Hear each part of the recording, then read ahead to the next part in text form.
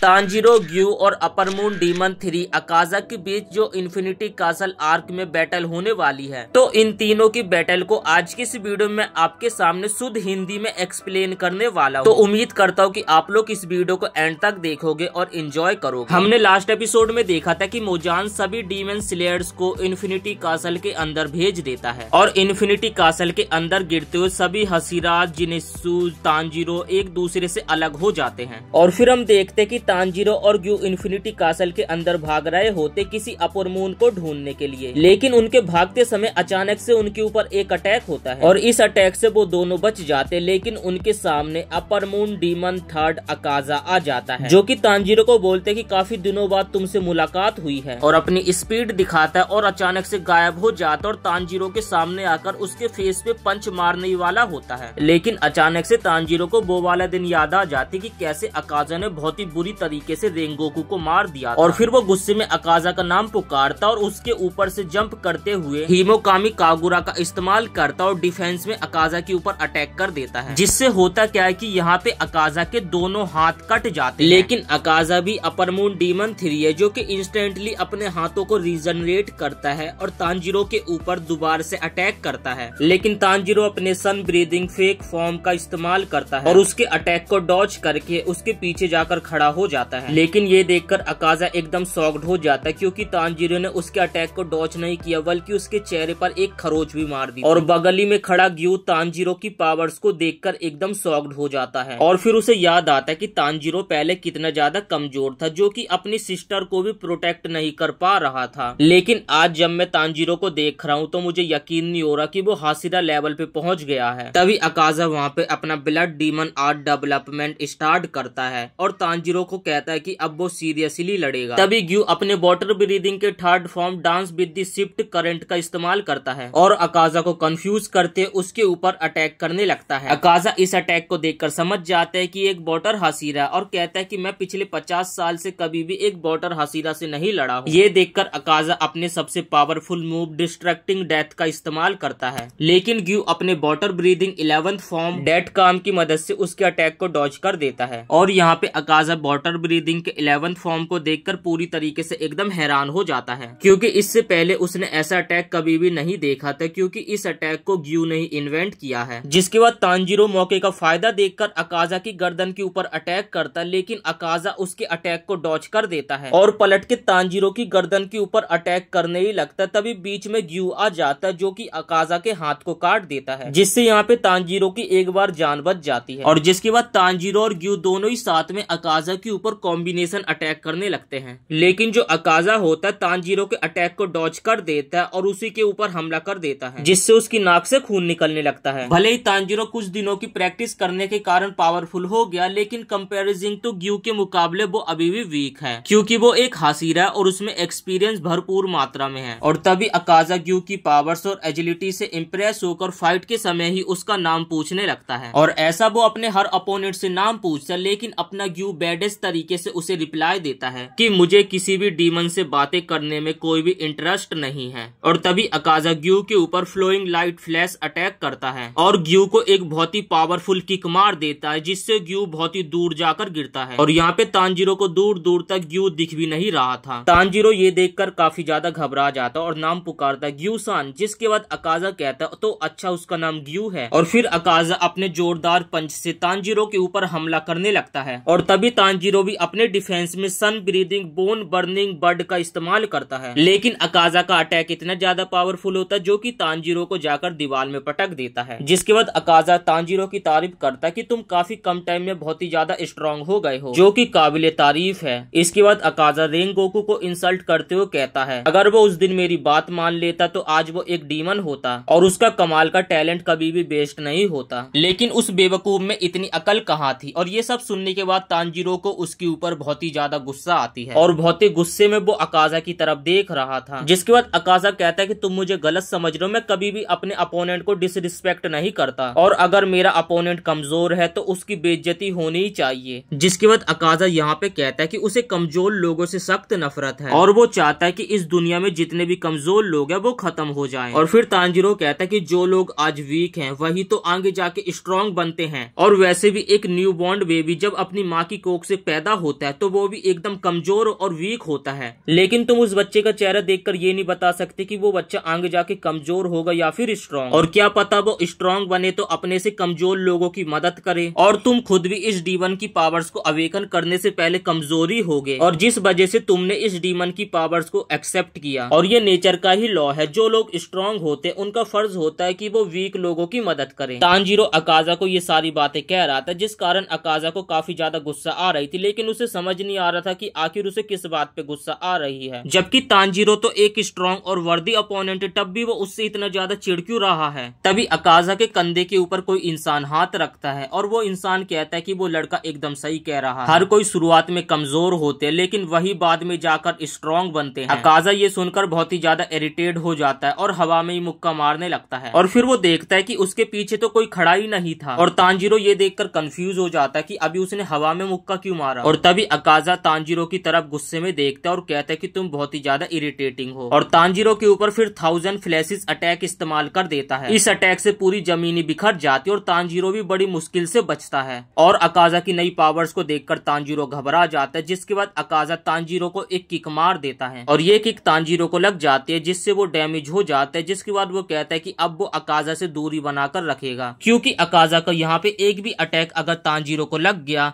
तो वो आगे फाइट नहीं कर पाएगा। और यहाँ पर फिर तांजीरो अकाजा की फाइटिंग स्टाइल को समझने की कोशिश करने लगता है, और यहाँ पर अकाजा तांजीरो को बिल्कुल भी टाइम नहीं दे रहा था और कंटिन्यूस तांजीरो के ऊपर हमला कर रहा था। तभी तांजीरो अपना attack sun breathing sowing flame haze इस्तेमाल कर देता है, जिससे लगभग अकाजा की आधी गर्दन कटी गई थी। और यहाँ पर उसकी पूरी गर्दन नहीं कटी थी, लेकिन अकाजा इस अटैक को देखकर एकदम हैरान हो जाता है, और उसे फ्लेम हेज अटैक इस्तेमाल करने के दौरान तांजीरो की तलवार दिखी ही नहीं थी। जिसके बाद हम देखते हैं कि रेंगोकू के छोटे भाई को, जो कि तांजीरो और सभी डीमन स्लेयर्स के लिए प्रेयर कर रहा था कि वो इस फाइट को जीते, क्योंकि आज की फाइट काफी ज्यादा इंपॉर्टेंट है। फिर हमें पता चलता है कि रेंगोकू के छोटे भाई ने तांजीरो के लिए कौओं की मदद से कुछ संदेश भेजा हुआ था, लेकिन यहाँ पे तांजीरो की लगातार फाइट होते जा रही थी, जिस कारण उस कौए को तांजीरो को वो लेटर देने का मौका नहीं मिल रहा था। और उस लेटर में बेसिकली सन ब्रीदिंग को इस्तेमाल करने के बारे में कुछ सीक्रेट लिखे हुए हैं, और वो कौआ इस तांजीरो को इम्पोर्टेंट लेटर के बारे में बता ही नहीं पा रहा था, क्योंकि यहाँ पे उसकी लड़ाई हो रही थी। और तभी अकाजा फाइट के दौरान तांजीरो की तलवार को पकड़ लेता है, इसलिए क्योंकि वो अब उसकी तलवार को तोड़ देगा। अगर वो यहाँ पे तांजीरो की तलवार तोड़ देता है तो उसके लिए बहुत बड़ी प्रॉब्लम हो जाएगी, जिसके कारण तांजीरो उसे एक हेडबट मार देता है, और वो तांजीरो की तलवार को तोड़ने ही वाला था। तभी वहाँ पे दोबारा से ग्यू की एंट्री हो जाती है, जो कि अकाजा के एक हाथ को काट देता है, ये कहते हुए कि अब उसे अकाजा के ऊपर गुस्सा आ गया और अब वो उससे एकदम सीरियसली फाइट करेगा। और यहाँ पर ग्यू को देखकर तांजीरो की भी जान में जान आ जाती है, क्योंकि उसकी यहाँ पे फटने लगी थी। जिसके बाद यहाँ पे बैटल से पहले अकाजा और ग्यू एक दूसरे को घूर रहे थे, और फिर अकाजा कहते कि मुझे बिल्कुल पसंद नहीं है कि फाइट से पहले मेरा अपोनेंट इस तरीके से हवा में अपनी तलवार को लहराए, और ये मुझे बहुत ही ज्यादा इरिटेटिंग लगता है, जिस कारण मैं ऐसे अपोनेंट को जल्दी खत्म कर देता हूँ। लेकिन एक तरफ तुम हो जो कि इतने ज्यादा स्ट्रॉन्ग हो, जिसके कारण मैं चाहकर भी उसे यहाँ पे नहीं हरा सकता, और शायद पहली बार मैंने इतने ताकतवर अपोनेंट को अपने सामने फेस किया है, और इसलिए अब मुझे तुमसे फाइट करने में मजा आ रहा है। जिसके बाद अकाजा यहाँ पे एक ही सेकंड में समझ जाता है कि ग्यू के सारे सेंसेस एकदम एक्टिव हो गए हैं, और उसकी बॉडी का मूवमेंट अब पहले से ज्यादा इंप्रूव हो गया है। और फिर अकाजा कहते हैं कि जब इंसान को मरने या मारने की बातें पता चलती है, तभी इंसान की असली ताकत उन्हें पता चलती है।